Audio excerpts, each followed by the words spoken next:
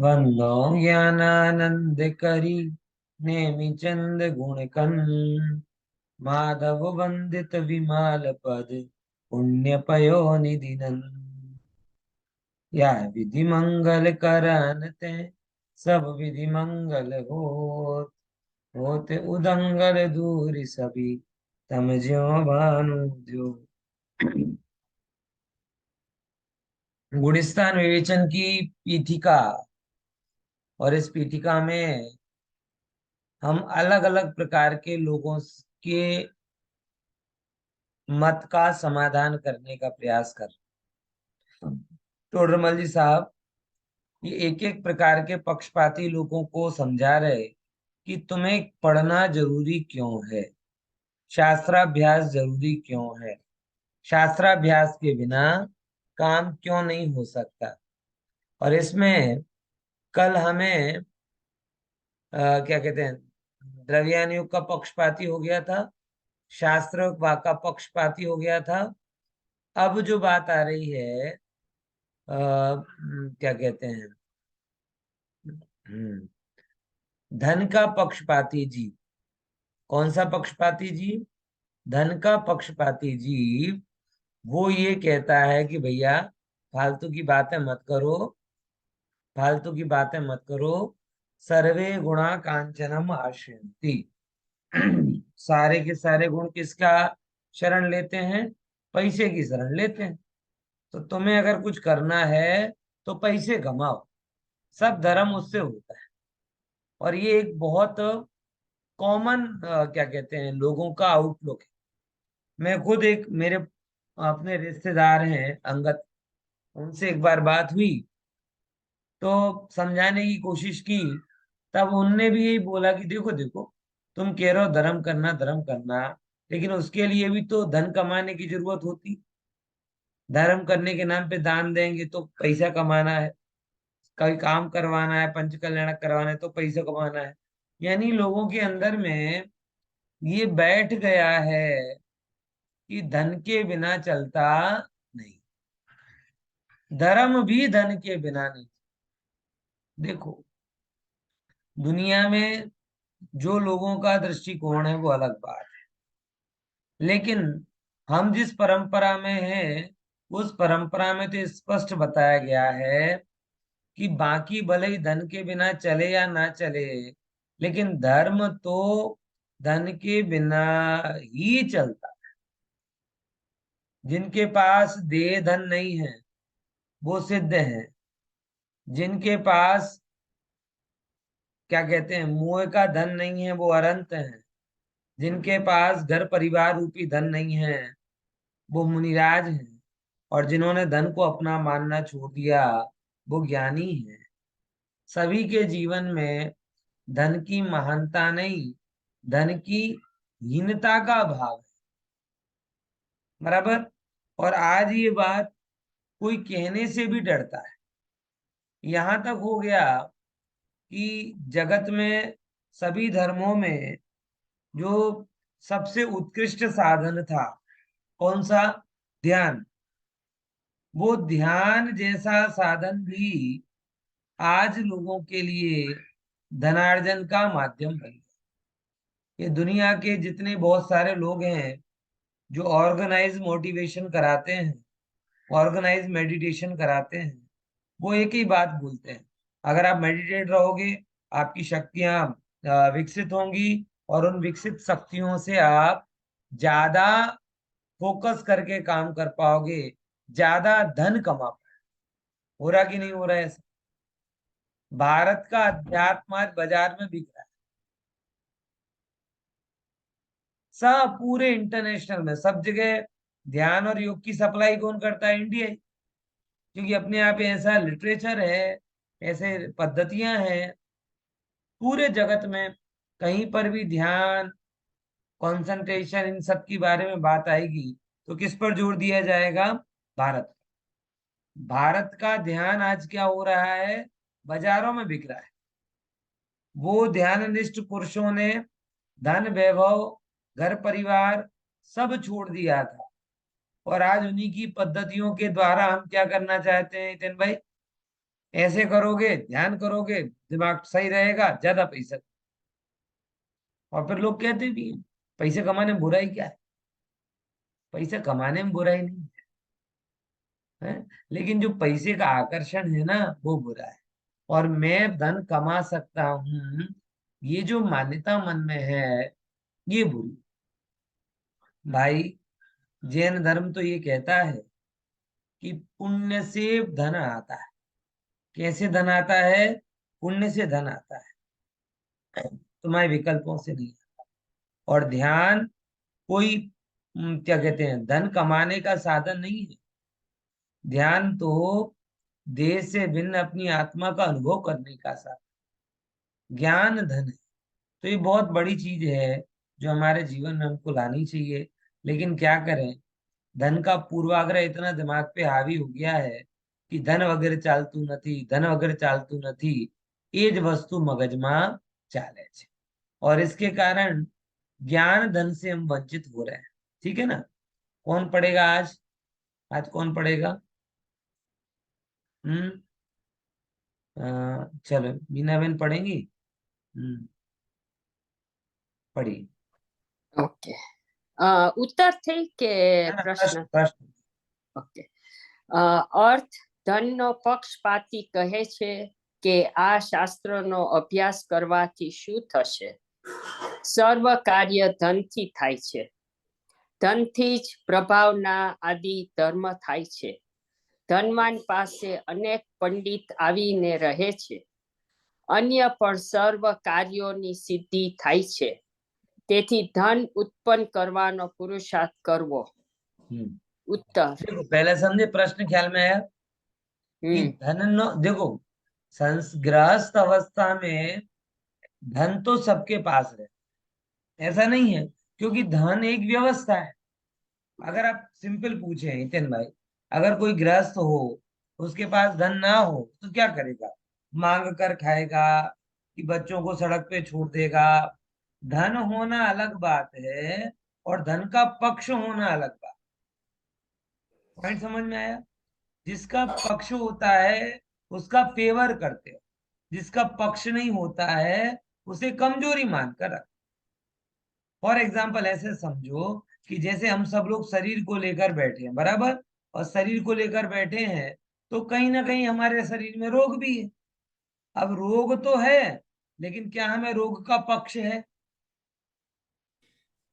तो जैसे रोग हमारी है, लगभग लगभग सबको कुछ ना कुछ थोड़ा बहुत कम ज्यादा होता रहता है। तो छोटे से लेकर बड़ा रोग हो, कोई भी रोग हो, रोग के होने पर भी हमें कभी भी जैसे रोग का पक्ष नहीं होता, यानी पक्ष समझ में आ गया? हमें रोग का पक्ष नहीं है, इसका क्या मतलब हुआ? कि हम रोग को चाहते नहीं है, हम रोग को मिटाना चाहते हैं, हम रोग से बड़ा ही नहीं मानते, हम ये नहीं इच्छित है कि सारी दुनिया रोगी हो जाए। हम ये चाहते हैं कि हमें वैद्य का सहयोग मिले और ये रोग चला जाए। कांस्टेंट होते हुए भी हमें रोग का पक्ष कभी होता ऐसे। धन का होना और धन का पक्ष होना का क्या मतलब है? धन जिसके पास है सामान्य, वो ये भी सोच सकता है ठीक है, ये तो हम गृहस्थ हैं इसलिए धन की जरूरत पड़ रही है, कल के दिन मुनि हो जाएंगे तो कहाँ का धन और कहाँ में।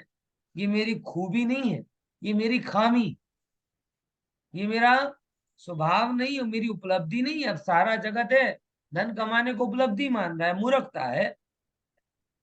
ये तो हमारे रोग को बता रहा है। इच्छाओं की पीड़ा सही नहीं जाती, सो सारी चीजें बाहर में साधने की कोशिश करते हैं, बराबर।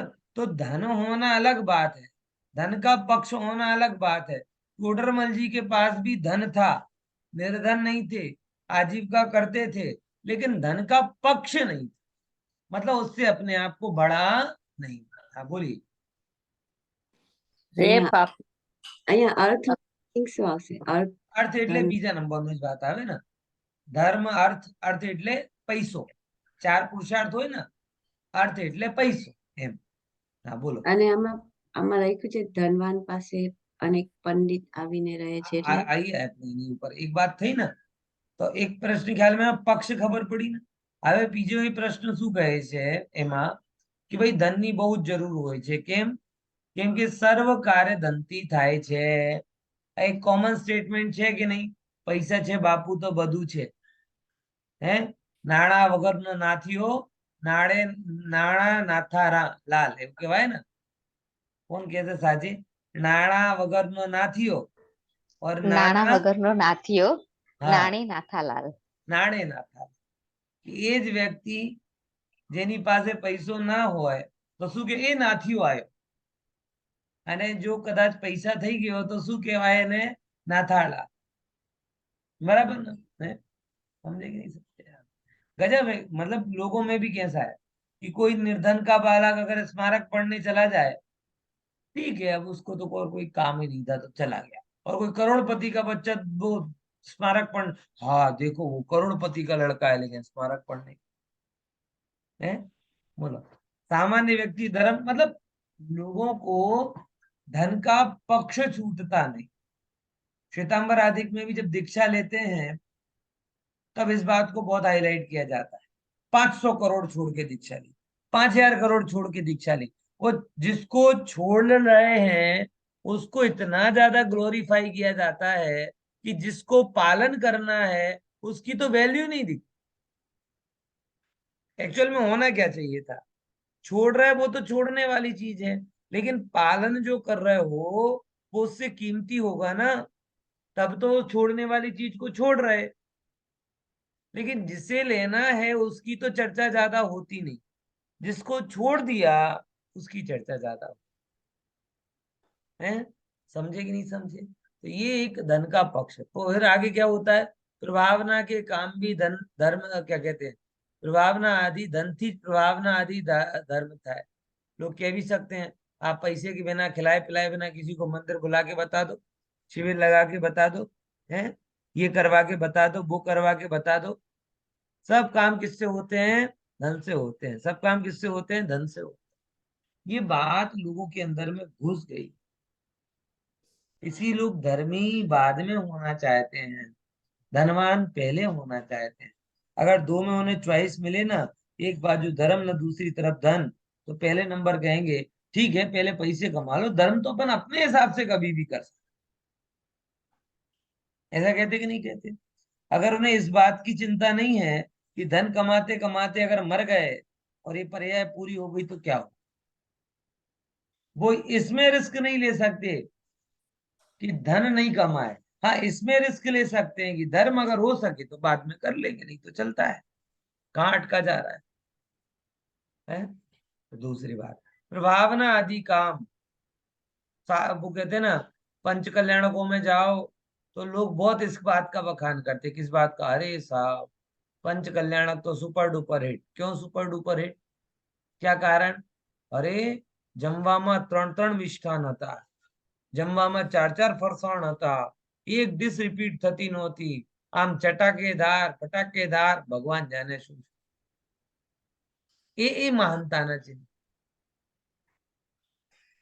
मुझे पहली बार ऐसा फील हुआ था अपने मुमुक्षु समाज में, शायद मेरे जीवन का अनुभव कह रहा हूँ. अलीगढ़ पंच कल्याणक, मंगलायतन पंच कल्याणक सबसे ज्यादा भव्य देखा है. और उसके बाद में फिर सैकड़ों लोगों के रिव्यू चर्चा में किए, बस एक ही बात, पंच कल्याणक एकदम सबसे अच्छा. बोले क्यों? શું ખાવાનું હતું, શું રહેવાની સગવડ હતી, શું આમ હતું, શું તેમ હતું. अच्छा प्रवचन में क्या आया? पता नहीं. किस किस के प्रवचन हुए थे? पता नहीं. इंद्र सभा राजसभा में क्या था? पता नहीं. खाने में क्या था? पनीनी शाक, कोबी के साथ है बराबर दूधी चाय, आप बद्ध वस्तु खाओ. मेरा मैं सच में पहली बार, उसके पहले तो हम लोगों ने बड़े सामान्य से पंच कल्याण देखे थे जहाँ पे भोजन के नाम पर पूड़ी सब्जी मिल जाए तो बहुत है, और क्या है. ज्यादा से ज्यादा हुआ तो बूंदी सेव. भोजन में पंच कल्याणकों में भी शादियों के जैसा आरंभ समारंभ, ये तो तब मैंने पहली बार देखा. और तब भी सैकड़ों लोगों को वही चीज अच्छी लगी और लोगों के दिमाग में बात बैठ गई, ना ना ये बात सही है. धन से प्रभावना हो रही. सच्ची प्रभावना जैन धर्म में धन से नहीं होती, जिन्होंने धन को छोड़ा है, ऐसे जीवन उनके जीवन से होती। बोलिए दिनेश भाई। हाँ, लेकिन ये पैदा क्यों हुआ? ये सिंपल लिविंग होना चाहिए था। प्रायोरिटी इतना क्राइसिस, प्रायोरिटी क्राइसिस, और कुछ नहीं। क्या हमें क्राइसिस? Priority crisis. हाँ, अभी हाँ, तक हम हाँ। लोगों की प्राथमिकताएं फिक्स नहीं, बराबर, प्राथमिकता फिक्स नहीं। अभी वो तक हम करने लोगों के वाले कौन? हाँ? प्राथमिकता फिक्स करने वाले कौन है कि ये खाना देखो, इतना खिलाओ? जिसमें दो बातें मैं कहता हूँ, दो हाँ जी। भाव है इसके, अलग अलग व्यू है, थॉट ऑफ स्कूल है। हाँ, पहले नंबर का थॉट ऑफ स्कूल तो ये है, अगर आप होस्ट हो, सिंपल, मैं, आप मेरे घर में आओ या मैं आपके घर में आऊँ, एज ए होस्ट आपके मन में क्या विचार आता है? हाँ, ज्यादा अच्छा ज्यादा खिलाओ। से ज्यादा अच्छा करो, इसमें कोई दिक्कत नहीं है। ये एक आपका हाँ, बलमन साहत कहलाती है, अतिथि सत्कार। हर एक के मन में आता है कि कोई अगर गेस्ट हमारे घर में आए तो ये भारतीय परंपरा है कि उसकी अच्छी बस, आवभगत करनी चाहिए, नो डाउट। और आवभगत करेंगे तो क्या करेंगे? अच्छा खिलाना पिलाने के बस। उसके चिन्ह होते हैं, बराबर, और कुछ नहीं।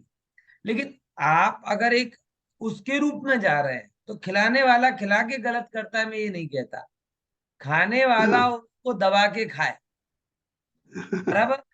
और और उसके बाद में मेन काम को भूल जाए, और सच बात, मेन वही जो काम की होता है। प्रभावना ना करे, और सेकंड नंबर के काम की प्रभावना करे, वो गलत है। हम्म, सच बात है। समझ में आया कि नहीं है? अगर आप देखो, ये तो स्वाभाविक भाव है, और ऐसा ही होना चाहिए। जब आपके घर में कोई अतिथि के रूप में आ रहा है, तो आपकी जिम्मेदारी होती है कि भले ही आप कैसे भी करते हो, लेकिन उसका सत्कार होना चाहिए। एक एक परंपरा है, और बहुत अच्छी, इसमें कोई बुराई नहीं। लेकिन आपको ये समझना चाहिए कि वो अतिथि हमें मान रहा है, लेकिन हमारे लिए तो उपकारी है, कि वो हमें ये पंच कल्याण का अवसर दे रहा है। सच बात है। तो आपको तो और ये समझना कि इसका अन्न मेरे ऊपर ऋण है। हाँ, हाँ, हाँ। अन्न क्या है मेरे लिए? ऋण है। जैसे एक एक प्रामाणिकता की बात करें ना, कि अगर अपन कोई जॉब करते हो, तो एक एक जिससे धन लेते हैं, बराबर, और धन को अपन खाने पीने के, तो हमारे एक जिम्मेदारी बनती है कि जिससे धन लिया जाए, उसको प्रामाणिकता के साथ में उसको काम करके वापस दिया जाए। सच बात। ये हमारी जिम्मेदारी होती है। तो ये समझो कि वो हमारा, वो बेवाई बेवाण थोड़ी है, हम उसकी गैस थोड़ी हैं। ये तो एक जिम्मेदारी है कि हमने जो उसका अन्न लिया है, तो हम ये भाव मन में रखें कि उसने आराधना के लिए हमें भोजन कराया है, और हम आराधना में लगे। हाँ, हाँ, हाँ। अब ये मत सच बोलो बात। कि वो कैरी ना का रस नहीं खिलाए, वो 56 भोग ना खिलाए, उसकी उसके पॉइंट ऑफ व्यू से वो सही। आपके पेट पर तो आपका नियंत्रण है ना, बराबर, आपके पेट पर तो आपका नियंत्रण। आप इस पॉइंट ऑफ व्यू से लो ना। और इसका समझने से क्या है कि भाई सबकी अपनी अपनी सामर्थ्य नहीं होती। कोई चक्रवर्ती भी होते हैं, कोई कृष्ण भी होते हैं, तो कोई सुदामा भी होते हैं। तो अगर कृष्ण के घर में जाओगे तो मेवे मिष्ठान मिलेंगे, सुदामा के घर में जाओगे तो आपको सिंपल भोजन भी मिलेगा। तो जब आप अंदर से ब्लैंक होते हो, तो आपको जो भी मिलता है आपको लगता है कोई बात, अच्छा, उसने वो उसकी क्षमता के अनुसार किया, इसने इसकी क्षमता के अनुसार किया। भावों में किसी की कमी नहीं है, ध्यान रखना। भावों हम्म, की कमी अक्षम्य है। करोड़ खर्च कर सकता हो, और हजारों को निपटा के, लाखों में निपटा के, तो वो अपराधी कहलाए। और हजारों खर्च कर सकता हो, और वो हजार भी ना कर सकता और हजार खर्च करे, महान कहलाए। जैन पद्धति तो ये। सच बात। समझ में आया कि नहीं आया? तो विचार सच। कहाँ से होना चाहिए? हौस के रूप का विचार आप मत करो, हौस को उसका विचार छोड़ने दो। वो, और उसको भी कहो कि तुम अपनी क्षमता से करो, अपनी क्षमता से। तीसरे नंबर की बात, एक तो ये बात क्लियर हो गई, हौस का विचार आपके सामने रखा, आपका विचार आपके सामने रखा। अब तीसरे नंबर की क्लास ऐसी होती है जिसे, उसका भी मैंने अलीगढ़ में ही प्रयोग देखा, कि जिसे, ये क्यों आपने चालू किया था ना, कैसे चालू हुआ, उसका एक कारण और है, कि एक समाज का वर्ग अभी ऐसा है जो इंद्रिय और इंद्रिय सुख से ऊपर नहीं उठ पाए। अधिकतर वर्ग ऐसा है, उसे तत्व प्रिय नहीं लगता, ये चीजें प्रिय लगती। तो ऐसे लोगों को भी तत्व का रसिक बनाना हो तो क्या करो? भूखे प्यासे नहीं आएंगे वो, मुश्किल में नहीं आएंगे वो। ऐसे लोगों को सुविधाएं दो, इसके बहाने उसको उसका रस लग जाए, ऐसी व्यवस्था है। और इसका भी मैंने अपना प्रयोग देखा। हमारे सिलवानी में ऐसे तो मुमुक्षु कोई नहीं, लेकिन हमारे समाज की एक बात हमने देखी है कि वही कहते हैं मुमुक्षु भले ही नहीं है, लेकिन भाई मुमुक्षु के पंच कल्याणकों में जरूर जाना चाहिए। क्यों? अब उत्तर पता है क्यों? इसलिए जाना चाहिए क्योंकि वहां पे बहुत अच्छी व्यवस्था है, खाने पीने को अच्छा मिलता है, रहने का अच्छा मिलता है, कोई बुराई नहीं है। ठीक है, उसके भूमि से वो विचार कर रहा है। इनमें से कई लोग होंगे जिनके कान में बात जाएगी, कुछ परिवर्तित हो जाएंगे, कुछ ही के मन में क्या होगा, सॉफ्ट कॉर्नर। परिवर्तित नहीं होंगे तो एटलीस्ट क्या होगा, सॉफ्ट कॉर्नर डेवलप। कौन सा कॉर्नर? जो एक विरोध का भाव है। जब वो सुनेंगे कि भाई हमने पंच कल्याणक, भले ही खाने पीने के लिए गए थे, लेकिन प्रवचन के टाइम दो शब्द तो कान में पड़ेंगे ना। जरूर जरूर। देखा कि नहीं भैया, बराबर। जो हमारे जो नेगेटिव मार्केटिंग जगत में कर रहे हैं वो ठीक नहीं, फिर इनकी पात्रता हो पाएगी। सच सच बात। इसीलिए वो अपनी अपनी जगह पे गलत नहीं है, सब सही है। हमारा पॉइंट हमें पक्का क्लियर, बराबर। तो सच बात है। जो लोग ये कहते हैं कि इससे ही प्रभावना होती है, उन लोगों को ये समझना कि तुम मात्र धन खर्च कर दो और ज्ञान ना दो, तो तुम्हारा धन वो बारात में किया हुआ आरंभ है, प्रभावना नहीं। और अगर धन के साथ ज्ञान दिया तो कदाचित वो प्रभावना का कारण। अब देखो तीसरे नंबर की क्या बात कही, जो भी वो भी कई बात सही है कई अंशों में, कि जगत में ऐसा भी देखा जाता है अच्छे अच्छे पंडित भी धनवान के आगे पीछे घूमते रहते हैं। ये भी कोई गलत बात नहीं है, जगत का देखा हुआ सत्य है। पंडित हुआ है, अनासक्त तो हुआ नहीं, इसलिए उसे धनवान प्रिय लगते। तो वो ये भी जानता है कि जगत में देखा जाता है। अब वो कैसे पंडित है और कैसा धनवान है वो टोटमल साहब उत्तर में बताएंगे। लेकिन ये बात जो देखी जाती वो सही है कि बड़े बड़े पंडित भी क्या करते हैं, धनवानों के आगे पीछे घूमते हैं। इसीलिए धन की जरूरत है, बराबर। ठीक है, तेथी बीजू कहीं नहीं करो, धन कमाओ। अब देखो, अब समाधान करते हैं। बोलो। હા રે પાપી, ધન કાંઈ આપણું ઉત્પન્ન કરેલું તો હોતું નથી, ભાગ્યથી થાય છે. આ ગ્રંથ અભ્યાસ આદિ ધર્મ સાધનથી જે પુણ્યની ઉત્પત્તિ થાય છે તેનું જ નામ ભાગ્ય છે. જો ધન થવું છે તો શાસ્ત્ર અભ્યાસ કરવાથી કેવી રીતે નહીં થાય, અને નહીં થવું તો શાસ્ત્ર અભ્યાસ નહીં કરવાથી કેવી રીતે થશે. ધનનું હોવા ન હોવા પડવું તો ઉદય આદિ છે.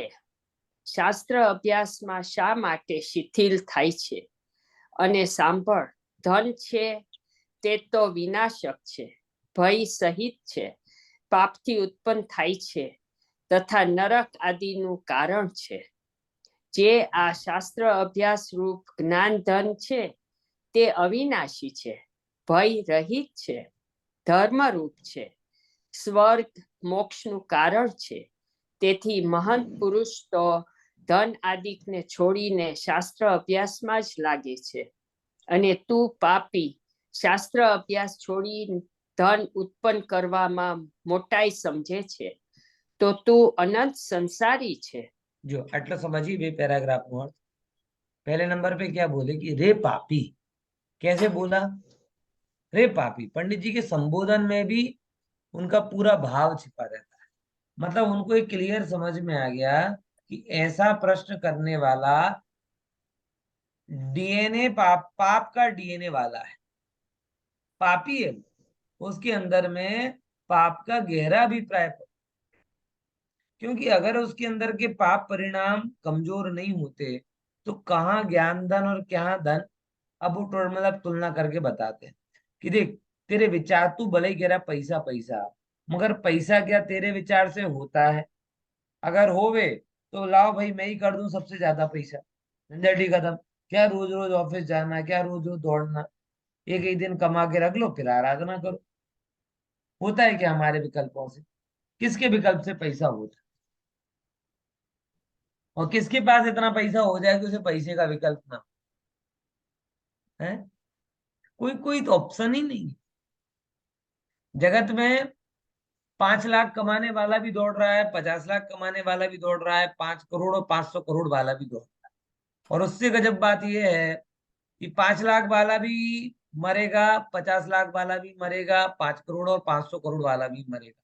और तीसरी गजब बात कि कोई भी मरे, कोई भी रत्ती भर धन साथ में लेके जा सकता नहीं।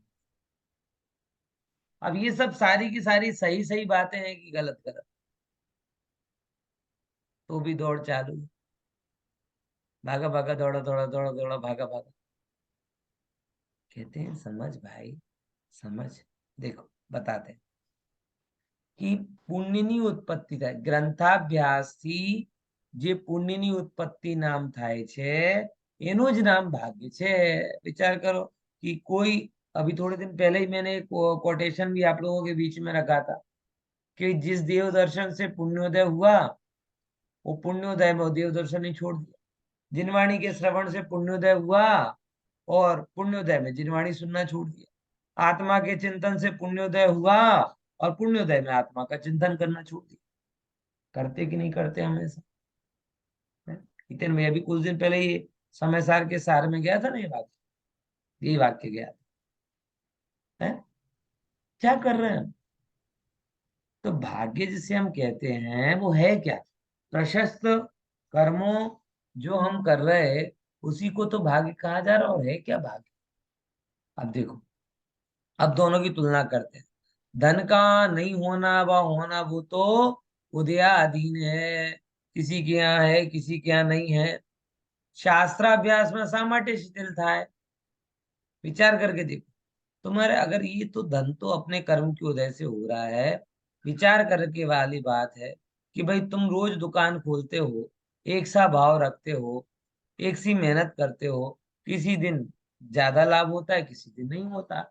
इससे क्या फायदा सिद्ध होता है कि वो उदयाधीन है। तो शास्त्र को क्यों छोड़ रहा है? अरे सुन, धन है वो तो विनाशी के, और उल्टा है, जितना धन है उतना भय है, और जितना धन नहीं है उतना निर्भय हो जाता है। પાપથી ઉત્પન્ન થાય છે અને નરકાદિનું કારણ છે। और शास्त्राभ्यास कैसा है?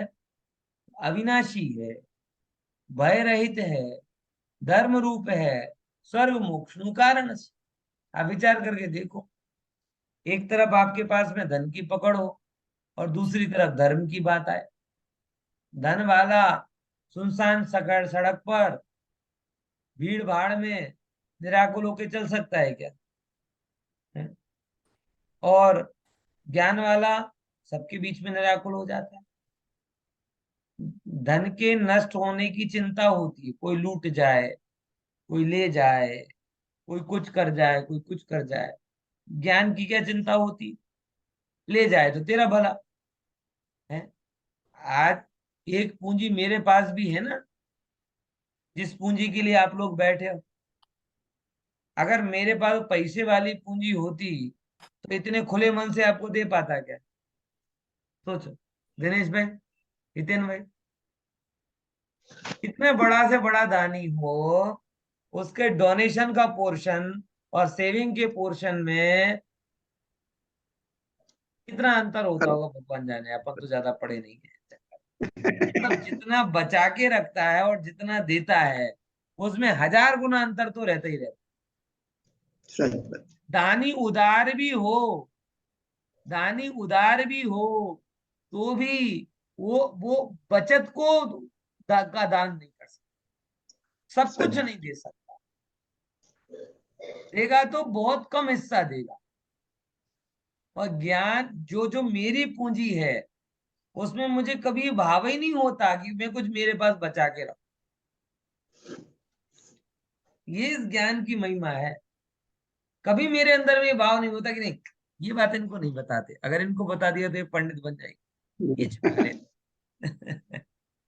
है। बल्कि बल्कि जो भी आता है मेरे पास रहे कि ना रहे, आप तक पहुंच जाना चाहिए, और अच्छा भी रहता है। मैं तो बोल के भूल जाता हूँ, आप लोग याद रखो, क्योंकि ये तो ज्ञान की बात है, कोई और कहीं तो सेव हो नहीं सकता। कोई विचार आज जो मेरे मन में आया, जरूरी नहीं कल रहे, और मैं उसे सेव करने जाऊं, और सेव करने जाऊं तो मूल से ही खत्म हो जाएगा। और मैंने आपको बता दिया, तो वो आप कभी मैं भूल जाऊं तो आप मुझे याद दिला दो कि पंडित जी आपने ऐसा बोला था। ये ज्ञान में हो, इसीलिए ज्ञानी उदार हो, ज्ञानी निर्भय होता है। पूंजी तो दोनों है, ज्ञान की भी पूंजी है, धन की भी पूंजी है। धन की पूंजी में पकड़ है, भय है, सकुचाहट है, उदारता नहीं। समझ में आया? और ज्ञान की पूंजी में निर्भयता है, निसंकोचता है, उदारता है। इसीलिए कभी भी लक्ष्मी से कोई उदार नहीं होता, सरस्वती से सब उदार हो जाता है। लक्ष्मी से कोई निर्भय नहीं होता, सरस्वती से निर्भय हो जाता। लक्ष्मी से कोई मान नहीं पाता, सरस्वती से सब। अरे बोले गलत बोल दिया पंडित जी, जगत में तो जितना मान है लक्ष्मी वालों का है। बोले सब देखा सीखी का मान है, पैसे वालों की कोई बहुत इज्जत नहीं करता, इज्जत करने का दिखावा करता है, और जैसे ही निकलता है तो पैसा છે તો પૂછી જી નહીં તો કૂતરા જેવો માણસ છે। આ મેં સાંભળેલી છે વાત। આ તો પૈસા છે થોડુંક ધ્યાન રાખવું પડે, નહીં તો કૂતરા જેવો છે, એને તો કોઈ પૈसा ना हो तो कोई उभो ना राख। फैक्ट वस्तु बोल रहा हूं। तो धन से जो आपका मान होता है वो दिल से नहीं, और ज्ञान से जो आपका मान होता है वो दिल से। तो धन का मान ढोंग है, और गुणों के कारण जो आपका मान हुआ वो हृदय से। और व्यक्ति एक बात समझना, एक कुदरती नेचर है कि हम लोग क्या है, ह्यूमन बीइंग है ना। तो अगर वो कोई इमोशन भी उसे चाहिए है, तो इमोशन की वो अपेक्षा रखता है कि इमोशन रियल हो, फेक नहीं। ये सही बात है कि नहीं? क्योंकि कोई अगर उसके साथ रह रहा है तो इमोशनली रियली उसके साथ अटैच। कोई उसे मान कर रहा है तो रियली उसे मान करे। कोई समझाना चाहता है तो रियली उसे समझाए। ये एक हमारी बचपन की तड़प है। तो ये चीज आपको धन से कभी मिल ही नहीं सकती।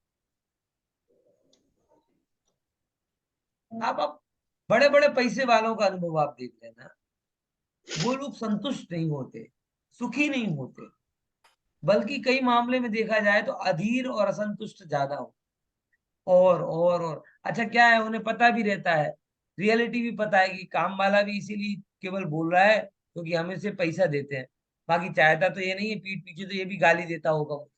अच्छा ये चीज उनके अंदर पता है, इसलिए वो सबके प्रति खुन्नस वाले भी हो जाते। गुणों के द्वारा जो मान होता है वो मान धन के द्वारा लिए हुए मान से कहीं बेहतर है। समझ में आया? ख्याल में आया कि नहीं आया? तो ये इसकी कीमत है। इसीलिए ये तो बाजार है, बाजार के कारण लोग इन सब चीजों की कीमत भूल गए हैं। लेकिन कोई भी व्यक्ति इन चीजों से संतुष्ट नहीं हो पाया आज तक, कोई भी संतुष्ट नहीं हो पाया। जब भी वो संतुष्टि खोजता है तो अपने परिवार में खोजता है, अपने पुत्र पुत्रादि में खोजता है। क्यों? क्योंकि उसे लगता है कि ये क्या है, ये हमें रियल पसंद करते। बाकी मालिक है मालिक, वो अपने एम्प्लॉय के इसमें संतुष्टि नहीं खोजता। उसे पता है कि अगर कोई हाँ हाँ भी बोल रहा है तो केवल मेरे पद के कारण बोल रहा है। समझ में आया कि नहीं आया? ये चीज हमें थोड़ी ख्याल में आनी चाहिए। अब वो क्लियर हो गया ना? तो महंत पुरुषों धनादि को छोड़कर शास्त्राभ्यास करते हैं, और तू पापी शास्त्राभ्यास को छोड़कर धन में लगना चाहता है। बराबर? तू तो अनंत संसारी, देखो क्या बोला, अनंत संसारी बोला है। कि दो व्यक्ति कैसा है, अनंत संसारी। धर्म को छोड़कर जो धन के मार्ग पर लगे वो अनंत संसारी जी बोला है, समझो।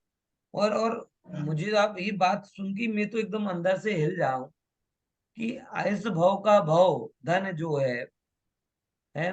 बताओ दिनेश भाई, अगर आज आपके लिए कोई करोड़ रुपए भी दे जाए तो कितने टाइम तक साथ जाएंगे? हैं? बोलो, 10 साल, 20 साल, 25 साल, 30 साल, कितना? सोचो बात को गहराई से। कोई करोड़ रुपए आपके अकाउंट में डाल भी दे तो कब तक रहेगा वो? 20-25 साल।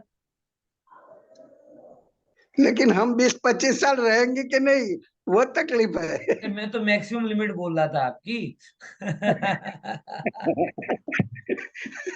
है, समझ में आया हाँ, कि नहीं आ रहा है?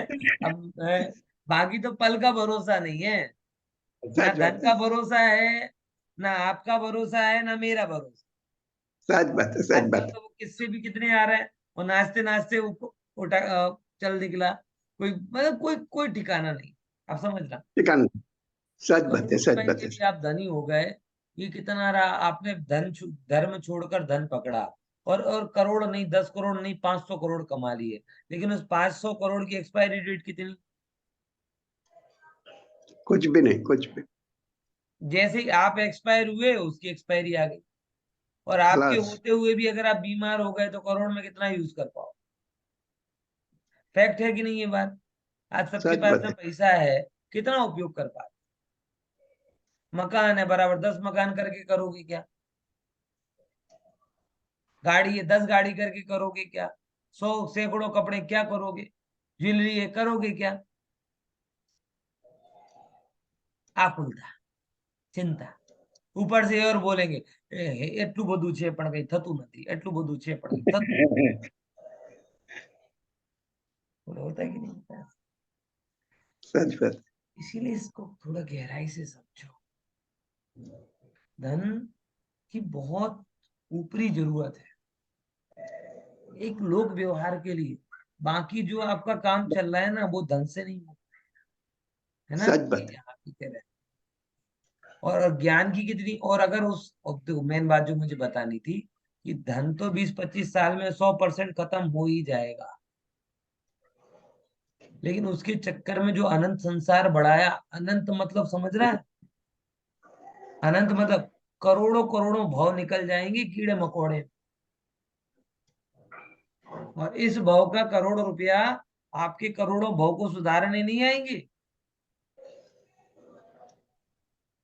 आएगा क्या? इस भाव के नहीं। करोड़ रुपए अगले भाव में आएंगे, चलो आपके परिवार वाले जाएंगे क्या? पता ही नहीं है। लालो क्या लहर करे है, तोर बड़े से कौन आएगा? इसीलिए ज्ञान धन की कीमत को समझो। और सबसे बड़ी बात है, दुनिया समझे या नहीं समझे, दुनिया को जब तक संसार का अंत निकट नहीं आएगा ना, तब तक धन की कीमत उन्हें सही तरीके से नहीं समझ पाएगी। ये धन कीमती नहीं है, धर्म कीमती है। ये मात्र उनको समझ में आएगा जिनका संसार चुल्लू भर बचा। ये मैं अपने अनुभव से कह रहा हूँ, क्योंकि मैं भी काफी समय से लोगों के बीच में हूँ।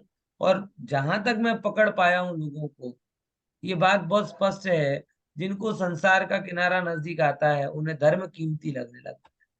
और जिन्हें जो अनंत संसारी हैं वो धर्म को छोड़कर धन के पीछे भाग। बराबर ना? चलो, अनंत का मतलब समझ गए ना आप?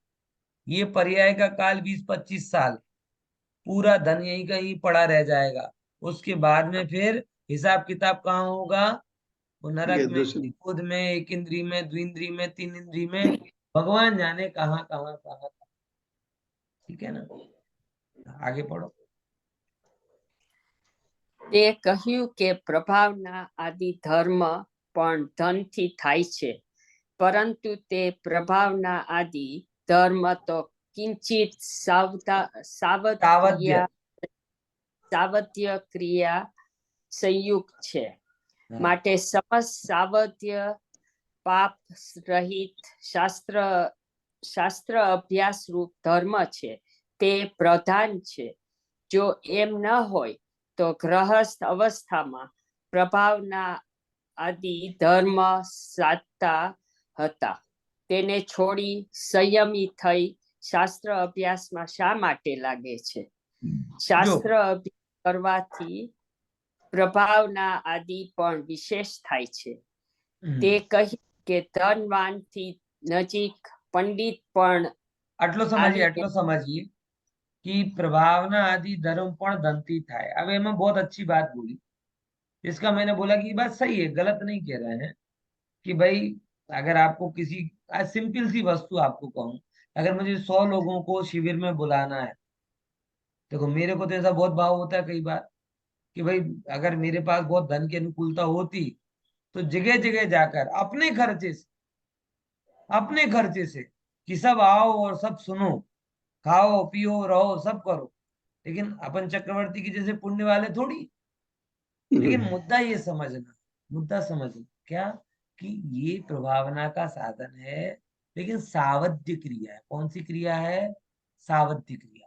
सावध्य क्रिया मतलब पाप सहित क्रिया, बराबर।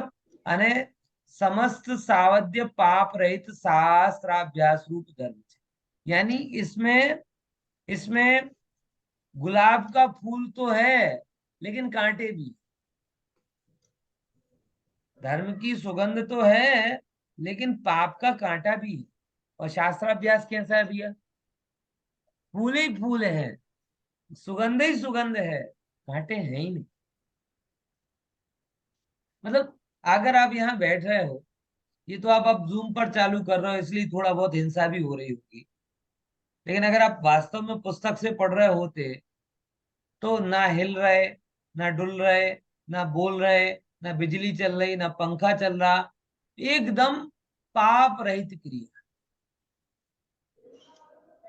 प्रभावना के काम में जो भोजन आदि बना उसमें तो हिंसा भी हो रही, हमें पता है कि पंचकल्याणक में होते हैं तब हिंसा भी होती है।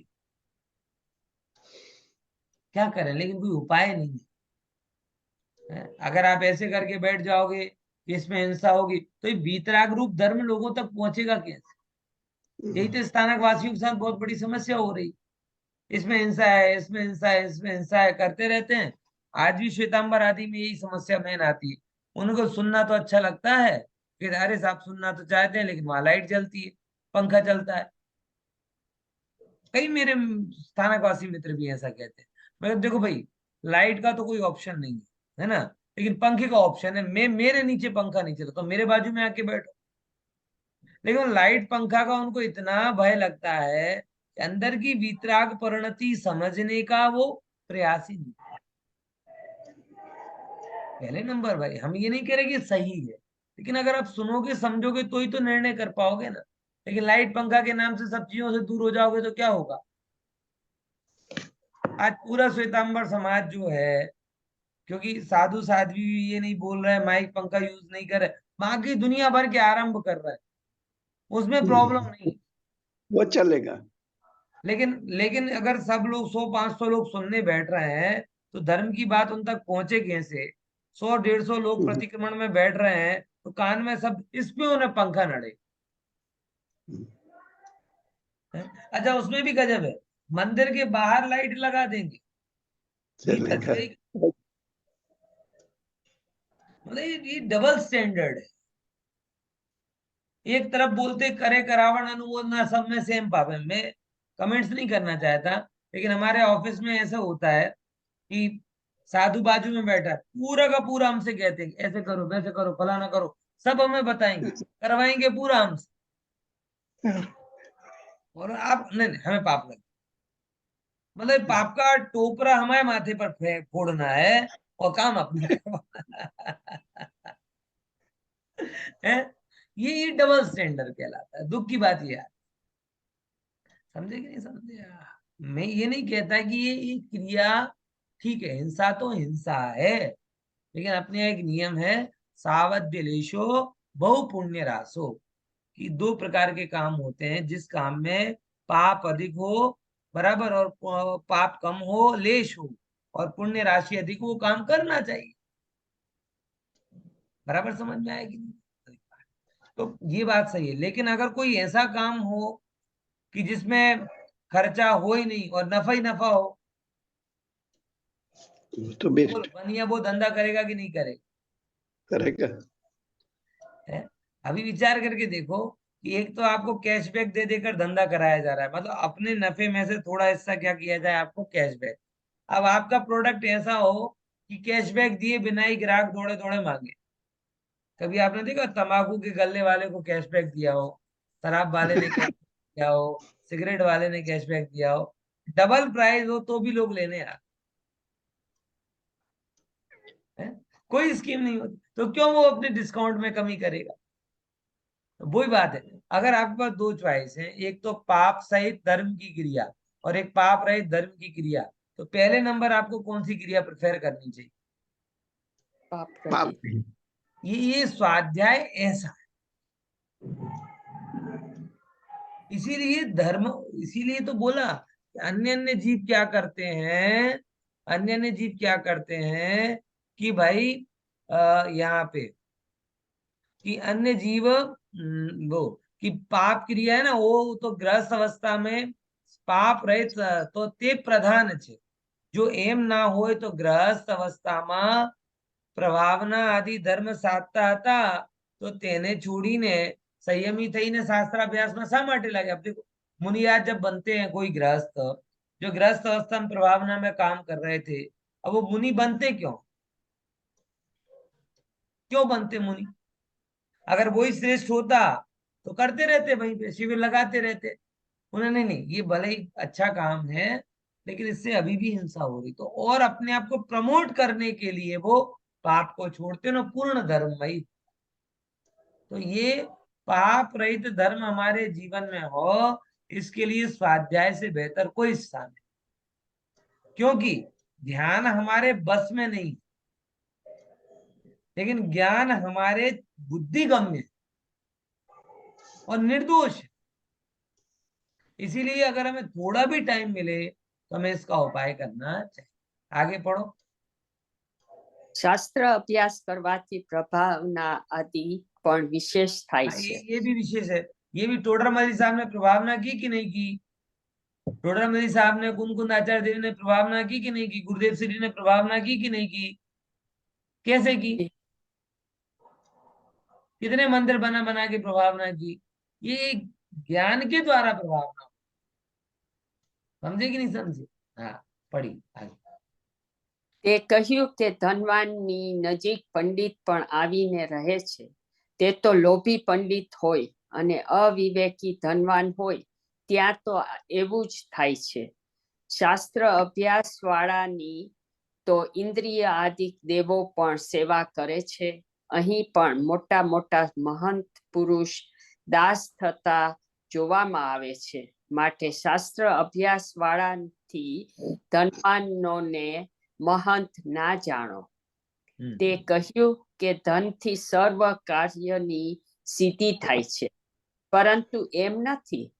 એ ધનથી તો આ લોક સંબંધી કાંઈક વિષય આદि કાર્ય એ પ્રકારે સિદ્ધ થાય છે, જેનાથી ઘણા સમય સુધી નરક આદિના દુઃખ સહેવા પડે છે। અને શાસ્ત્ર અભ્યાસથી એવા કાર્ય સિદ્ધ થાય છે કે જેનાથી આ લોક પરલોકમાં અનેક સુખોની પરંપરા પ્રાપ્ત થાય છે। માટે ધન ઉત્પન્ન કરવાના વિકલ્પ છોડી શાસ્ત્ર અભ્યાસ કરજે, અને એવું સર્વથા ન બને તો સંતોષપૂર્વક ધન ઉપાર્જન કરવાના સાધન કરી શાસ્ત્ર અભ્યાસમાં તત્પર રહેજે।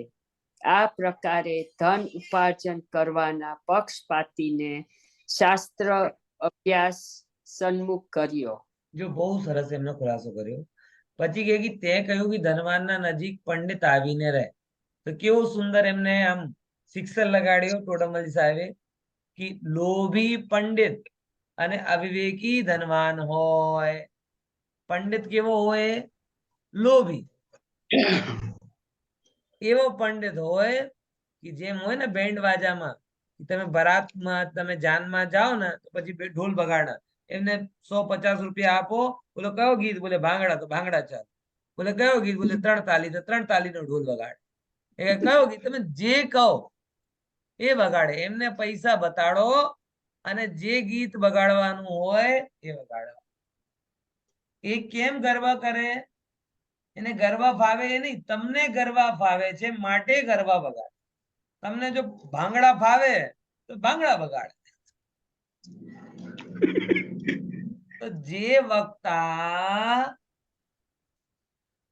શું કહેવાય કે ધનવાનોની નોટની રંગ જોઈને વિષય બદલી નાખે એ બેન્ડ વાજા વાળો છે કેવો છે બેન્ડ વાજા વાળો અરે એ કહે કે ના ના પંડિતજી આજે શું કહેવાય કે દ્રવ્યાનુયોગની વાત નહીં કરતા ચરણાનુયોગની વાત કરજો મારો આમ દ્રવ્ય ચરણાનુયોગની વાત નહીં કરતા દ્રવ્યાનુયોગની કરજો તો દ્રવ્યાનુયોગની કરવા કે ના દ્રવ્યાનુયોગ પ્રથમાનુયોગની કરો પ્રથમાનુયોગની કરવા કેમ કે એને શું કરવું છે કલ્યાણ નહીં કરવું રાજી રાખવું समझो वैद्य भी सुखी करना चाहता है और भाट भी सुखी करना चाहता चारण भाट होता है ना वैद्य भी सुखी करना चाहता है और चारण भी सुखी करना चाहता है चारण अच्छी बात करके सुखी करता है और वैद्य सच्ची बात करके सुखी समझे चारण की बात सुनने में अच्छी लगती लेकिन फलदायी नहीं होती और वैद्य की बात सुनने में अधिकतर बुरी लगती क्योंकि वैद्य होगा वो ये नहीं कहेगा कि ठूस ठूस कर खाओ वैद्य क्या करेगा सच बताओ ना यही बात है ना कि भाई वैद्य के पास जाने से लोग डरते क्यों डॉक्टर के पास और अभी डॉक्टर के पास जाएंगे सब खाना पीना बंद करा दे शक्कर बंद करो आटा मैदा बंद करो ना तड़ा हुआ बंद करो ना चल डॉक्टर की बात सुनना प्रिय नहीं लगती क्योंकि जब वो प्रिय बात कहने सुनने की हमारी सिचुएशन हो तब तक हम डॉक्टर के पास जाते ही नहीं सच्ची बात है कि नहीं डॉक्टर के पास जाते कब है कि जब सुनने के दिन चालू हो जाते तब सुनने के दिन समझ में आए ना है बोले तो ચારણ એટલે શું ચારણ એટલે કહેવાય ને એને શું કહીએ ગુજરાતીમાં તો ચારણ કહીએ પહેલા નહીં હોતા था ચાટુકાર જે રાજાની સામે આમ એમની વડાઈ કરે વખાણ કરે તમે એવાના ફલાના ડીમકાના પૂછણા તમે વખાણ કરે હે ના એના માટે અંગ્રેજોમાં ચારણ નથી હોતા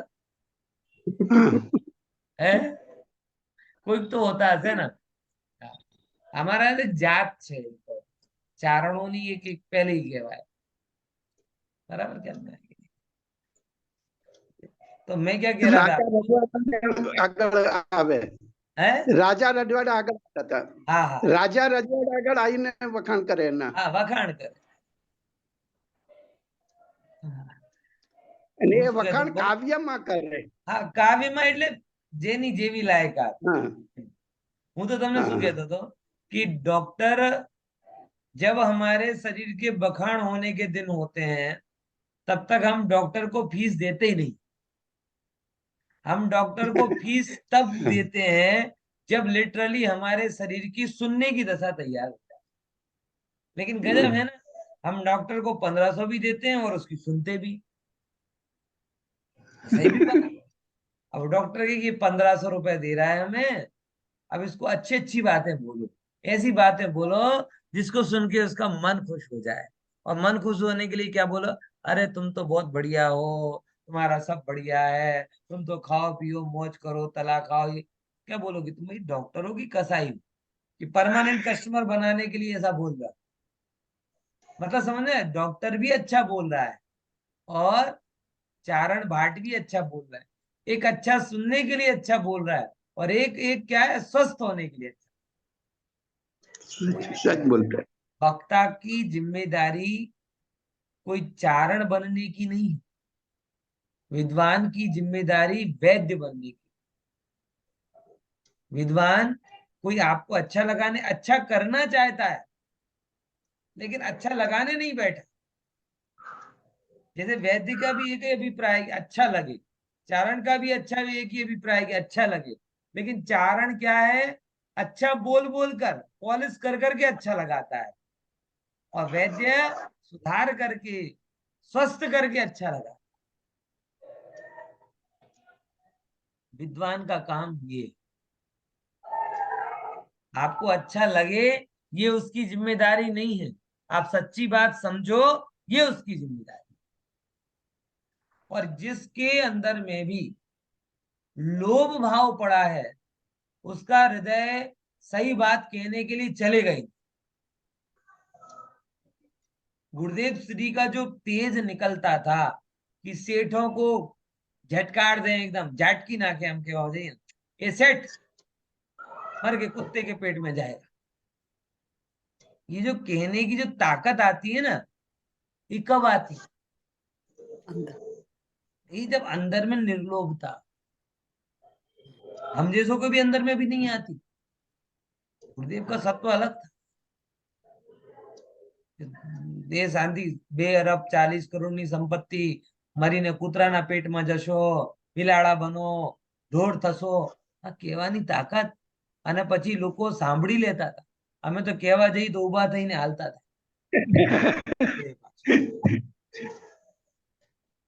ખ્યાલમાં આવે છે કે નહીં? ये क्यों आता है? क्योंकि बार बार कहते આવું શેઠ છે, આટલી પેદા હશે પણ આપણે હું क्या बात बोलते थे? अगर उन्हें अपना कुछ करना हो ना तो सत्य वो जोर नहीं आएगा। इसीलिए लोभी वक्ता हो और अविवेकी धनवान। धनवान भी क्या करना चाहता हो, अविवेकी हो, मतलब ऐसा विवेकी हो कि वैद्य को धन देना वो तो ठीक है, लेकिन वैद्य को धन देकर ये बोलना कि अच्छा अच्छा बोलो, ये अविवेक। वैद्य को तो धन दे रहा है, लेकिन वो वैद्य को धन देने में विवेकी जीव क्या बोलेगा, सच्ची सच्ची बात बोलो, क्या प्रॉब्लम। और अविवेकी क्या बोलेगा, अच्छी अच्छी बात बोलो। ज्योतिष कोई कई बार होता है ना, एक एक मजाक आता है कि भाई जब भी मेरा मूड ऑफ होता है मैं सड़क किनारे ज्योतिष के पास जाता हूँ, उसे 51 रुपया देता हूँ और हाथ बताता हूँ, बोले चलो मेरे बारे में अच्छा अच्छा बोलना चालू। हाँ, ठीक है, ये एक अलग टाइप का पॉजिटिविटी लेने का तरीका है, पैसे दो पॉजिटिविटी लो। लेकिन अविवेकी जीव, विवेकी तो बोलेगा सच्चा हो। बराबर, सबको पता है कि भाई गृहस्थ है, कोई भी व्यक्ति परिवार लेके बैठा है तो धन की आवश्यकता तो सबको पड़ती। वहां धन का लोभ होना और धन का उपयोग करना, वो दोनों काम अच्छे विवेक पूर्वक करते हैं। ठीक है ना? धन के जोर से आप गलत काम करा लोगे, सामने वाला कर जाएगा, उसका ही भला नहीं होगा, आपका ही भला नहीं। और धन से सच्चे काम कराओगे तो आपका भी भला होगा, उसका भी। और अच्छे और सच्चे में से हमेशा प्रायोरिटी किसकी रखना, सच्चे की रखना। इतना एक जीवन में निर्णय कर, जो बात अच्छी लगे वो अच्छी हो ये जरूरी नहीं, लेकिन सच्ची बात अच्छी लगे ऐसी सोच बनाना ज्यादा जरूरी। बराबर, क्योंकि आप अच्छा अच्छा सुनने के इतने हैबिचुअल हो जाते हो ना कि फिर सच्चा सुनने की कलेजा नहीं रहती। माता बहने खासकर तारीफ तारीफ तारीफ, भाइयों में जो जो पदवी वाला हो जाता है, वो उन लोगों के एक वो हो जाता है कॉम्प्लीमेंट का, जो कहते हैं ना कॉम्प्लेक्स, कॉम्प्लीमेंट कॉम्प्लेक्स। वो व्यक्ति इतना कॉम्प्लेक्स में जाता है कि अपने अगेंस्ट कोई बातें नहीं सुन पाता। जैसे आज तक मैंने अगर समझो ज्ञान की तारीफ सुनी हो, और अगर उसका मुझे कॉम्प्लेक्स हो जाए और वहां पे कोई आदमी मुझे कहता है तुम्हें ये नहीं आता, वो तो हसे तने જ નહીં આવડતું, મને તો બધું આવડે, આટલો ભણું છું, આટલો કરું છું, આમ છે તેમ છે, શું સમજે છે મને, 20 વર્ષથી પ્રવચન કરું છું, આખી જિંદગી ભણવામાં કાઢી છે। એ કોમ્પ્લેક્સ બતાવે છે। જો હું વિવેકી હોઉં તો પૂછીશ સાચી વાત છે, શું એવું તમને લાગ્યું? ये क्या है, ज्ञान के साथ अज्ञानता का स्वीकार। पॉइंट समझ में आया कि नहीं है? कॉम्प्लेक्स वाला व्यक्ति भर जाएगा, इसीलिए कॉम्प्लीमेंट का कॉम्प्लेक्स मत लो अपने, समझ में आया? और कितने कितने सारे काम इस कॉम्प्लीमेंट के चक्कर में हो रहे हैं, समझे कि नहीं समझे? ये कॉम्प्लीमेंट का अपने ऊपर भरोसा रखो ना, मैं तो कई बार कहता हूँ, ये कॉम्प्लीमेंट से क्या हो, कोई कोई कीमत है? अच्छा बताओ, बाजार में कोई प्रशंसा की वैल्यू रही क्या? प्रशंसा ट्रेडिशन बन गई, क्या बन गई है?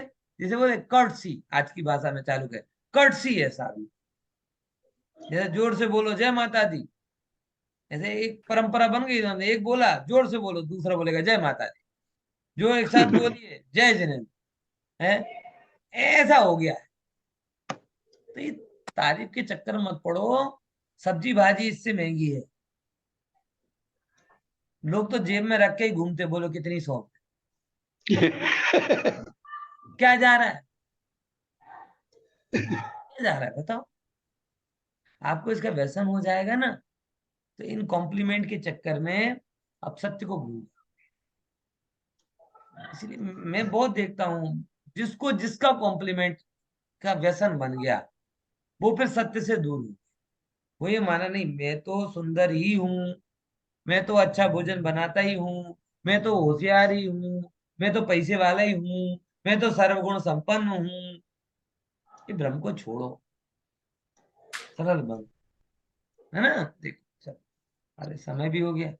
हाँ, तो थोड़ा इसको और समझ लेते हैं, आज तो धन पे बहुत चर्चा हो गई, है ना? फिर कहते हैं कि धन से सब कार्य सिद्ध हो जाता है, ऐसा नहीं है, लौकिक काम सिद्ध हो सकते हैं, मगर थोड़े विषय अधिक मिले तो नरक में कितना दुख उठाना पड़ता है, बराबर। अब कंक्लूड करते हैं, माटे धन उत्पन्न करवाना विकल्प छोड़ीने शास्त्राभ्यास कर जे। सही बात तो ये है कि धन में ध्यान ही नहीं जाना चाहिए, ज्ञान धन में रहो, और ऐसा ना हो तो ऑप्शन बी, प्लान बी, मर्यादा पूर्वक धन कमाओ और बाकी टाइम किसमें करो? शास्त्र। श्रीमद जी ने आजीविका के 6 घंटे दिए, कितने? ओनली 6 घंटे, 6 घंटे आजीविका में लगाओ, बाकी 6 घंटे तुम्हारे आराम में चले जाएंगे, हो गए 12 घंटे, और बाकी के टाइम में 3 घंटे मतलब क्या ना, करीबन करीबन 3 से 4 घंटे आराधना का टाइम मिलता है। इतना टाइम किसमें करो? बाकी 6 घंटे धर्म ध्यान में, और बाकी उसमें 6 को और दूसरे कामों के लिए, समझे कि नहीं समझे? और ये उन्होंने बहुत पहले, मतलब बहुत यंग एज में, टीन एज में उन्होंने नाम, जो क्या कहते हैं, जो पुस्तक लिखी थी, उसमें बाइफरकेशन, समझ में आया, ख्याल में आया कि नहीं? विशेष चर्चा पर अगले। जय जिनेन्द्र। जय जिनेन्द्र। प्रोग्राम